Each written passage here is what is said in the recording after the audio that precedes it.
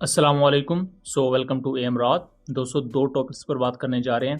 पहला बात करेंगे कि इंडियन एरिया हिमाचल प्रदेश से एक वीडियो रिसेंटली बहुत ज़्यादा सोशल मीडिया पर वायरल हो रही है और इस वीडियो ने एक नया पेंडोरा बॉक्स खोल दिया है कि क्या इंडियन पंजाब और इंडियन ऑक्युपाइड कश्मीर को छोड़कर क्या इंडिया का एयरक्राफ्ट कोई हिमाचल प्रदेश में भी गिरा था। क्योंकि अगर तो ये चीज़ कंफर्म हो जाती है तो इसका मतलब है कि इंडिया के इतने ज़्यादा एयरक्राफ्ट गिरे पाकिस्तान के खिलाफ जो अभी तक काउंट ही नहीं हो पा रहे। मुख्तलिफ सोर्सेज मुख्तलिफ नंबर्स बता रहे हैं और इसके साथ साथ हम फलस्तीन की सिचुएशन को लेकर भी बात करेंगे, जहां गजा सीज फायर के कॉन्टेक्स्ट में एक बड़ा ब्रेक थ्रू आया है। लेकिन इसके फायदे क्या होंगे और इसके नुकसान क्या होंगे, इनको भी डिटेल से डिस्कस करेंगे।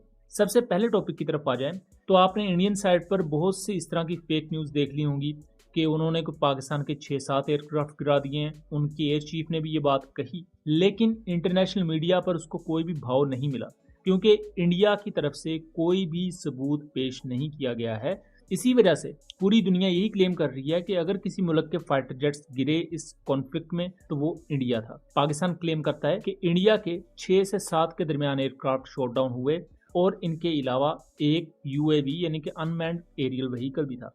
लेकिन इस वक्त एक वीडियो बहुत ज़्यादा मंजरेआम पर आ रही है हिमाचल प्रदेश से। यहाँ की टेरिटरी ट्रेन देख के वाजे हो रहा है कि हिमाचल प्रदेश का एरिया है। और अगर आप गौर से देखें तो हवा में किसी चीज़ को एक मिज़ल हिट करता है, जिसके बाद एक आग का गोला हमें नीचे की तरफ गिरता हुआ नजर आता है। अब यहाँ दो पॉसिबिलिटीज़ हैं कि ये कोई मिसाइल इंटरसेप्शन हो सकती है और दूसरा ये किसी इंडियन एयरक्राफ्ट को PL-15 आके हिट किया है। अब ये कोई मिसाइल इंटरसेप्शन इस वजह से नहीं है मीन्स के पाकिस्तान का कोई रॉकेट आ रहा हो और उसे इंडिया ने इंटरसेप्ट किया हो, क्योंकि जब किसी इस तरह के छोटे इक्विपमेंट को हिट किया जाता है या एयर डिफेंस के तहत रोका जाता है तो उसमें आपको एक ब्लास्ट देखने को मिलेगा और फिर वो चीज़ वैनिश हो जाती है। लेकिन जब एयरक्राफ्ट को मिसाइल आके टकराता है तो उस पूरे एयरक्राफ्ट की बॉडी में आग लग जाती है और वो जलता हुआ एयर फ्रेम नीचे की तरफ गिरता है। तो यहाँ ये चीज वाजे हो रही है कि कोई बड़ा एयर फ्रेम है जिसमें आग भड़क उठी है और वो नीचे गिर रहा है और ये एक एयरक्राफ्ट या एक बड़ा अनमैन्ड एरियल सिस्टम हो सकता है। अभी तक जो इंटरनेशनल मीडिया में और ऑफिशियल सोर्सेज हैं वो यही क्लेम कर रहे हैं कि इंडिया के एयरक्राफ्ट इंडियन ऑक्युपाइड कश्मीर में और इंडियन पंजाब में एक राफेल एयरक्राफ्ट आके गिरा। इस चीज को इवन फ्रांस भी मानता है। फ्रांस के मुताबिक उनका एक राफेल और एक मिराज 2000 जो कि इंडिया ऑपरेट कर रहा था वो इस जंग में शॉट डाउन हो गए।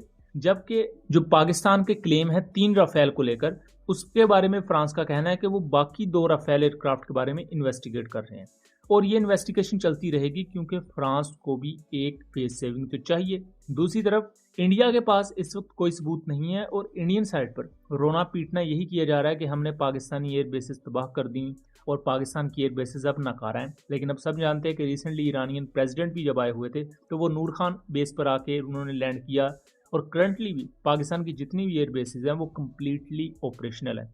इंडिया ने मल्टीपल मिसाइल्स फायर किए लेकिन उनमें से एक एक मिसाइल ही पाकिस्तान की 4 से 5 एयर बेसिस पर आकर लगा। पाकिस्तान ने रियलिस्टिक मैनर में बहुत अच्छा डिफेंड किया अपनी एयर बेसिस को, लेकिन कोई भी मुल्क 100% इंटरसेप्शन नहीं कर सकता। दूसरी तरफ इंडिया की मल्टीपल मिलिट्री साइट्स पर भी पाकिस्तानी प्रोजेक्टाइल्स आके गिरे और उसमें भी डैमेज हुआ। लेकिन इंडिया के बहुत से हाईटेक एयरक्राफ्ट शॉट डाउन हुए जो पूरी दुनिया के लिए शॉकिंग चीज थी और पाकिस्तान ने अल्टीमेट एयर डोमिनेंस शो की। अब ये जो हिमाचल प्रदेश के ऊपर ये वीडियो वायरल हो रही है ये बहुत ज़्यादा मिस्टीरियस है और अगर इस बारे में इंडिया तो ज़ाहिर बात नहीं करेगा और पाकिस्तान ने भी ऑफिशियली बहुत ज़्यादा चीज़ों को भी क्लेम नहीं किया है, तो अगर ये चीज़ आगे चलकर मज़ीद वाज़ेह होती है तो एक नया पेंडोरा बॉक्स खुल जाएगा कि क्या इंडिया ने 6 के अलावा भी कुछ मजीद जेट्स भी पाकिस्तान के खिलाफ खोए हैं अब जिनकी वीडियोज इस तरह आ रही हैं। और इंडिया ने उस कॉन्फ्लिक्ट के बाद चूंकि इंटरनेट भी ब्लॉक कर दिया था बहुत से एरियाज में, तो अब वीडियोस दोबारा से सरफेस होना शुरू हो चुकी हैं। अब इसके बाद हम दूसरे टॉपिक की तरफ आ जाते हैं, गजा की वॉर के बारे में, जो कि इस वक्त एक जेनोसाइड गजा में चल रहा है। इंडिया के एक बहुत करीबी दोस्त इसराइल की तरफ से वहां ब्रेक थ्रू कुछ यूं आया है कि हमास ऑफिशियल्स ने ये कहा कि इजिप्ट और कतर इसराइल और हमास के दरमियान जो टेबल टॉक्स हैं उनको होस्ट कर रहे हैं। और हमास लीडर्स के मुताबिक, खासतौर पर उनके बासम नईम जो हमास पॉलिटिकल ब्यूरो के सीनियर मेंबर हैं, उन्होंने ये कहा है कि अभी एक प्रपोजल दिया गया है सीज फायर का, उसको हमास की तरफ से एक हद तक अप्रूव किया गया है और अगर ये फ्रेमवर्क अप्रूव हो जाता है तो हमें आगे चलकर गजा में ये जो एक होलनाक जंग है जिसमें अभी तक 63,000 फलस्तीनी शहीद हो चुके हैं जबकि दूसरी तरफ 1,900 से ज्यादा इसराइली भी मारे गए हैं, ये जंग रुक सकती है।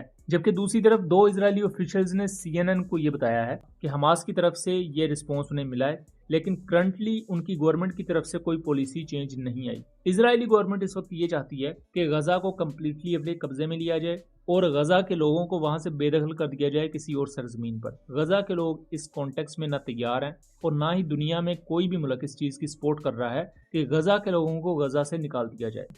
दूसरी तरफ इसराइल को ये लग रहा था कि वो चूंकि एक बड़ी मिलिट्री पावर है, उनकी एयरफोर्स बहुत ज़्यादा स्ट्रॉन्ग है, तो वो इतनी ज़्यादा बम्बार्डमेंट करेंगे कि हमास हथियार डाल देगी। लेकिन आज ऑलमोस्ट 2 साल होने वाले हैं, पौने 2 साल के अराउंड, और वो हमास को नहीं हरा पाए।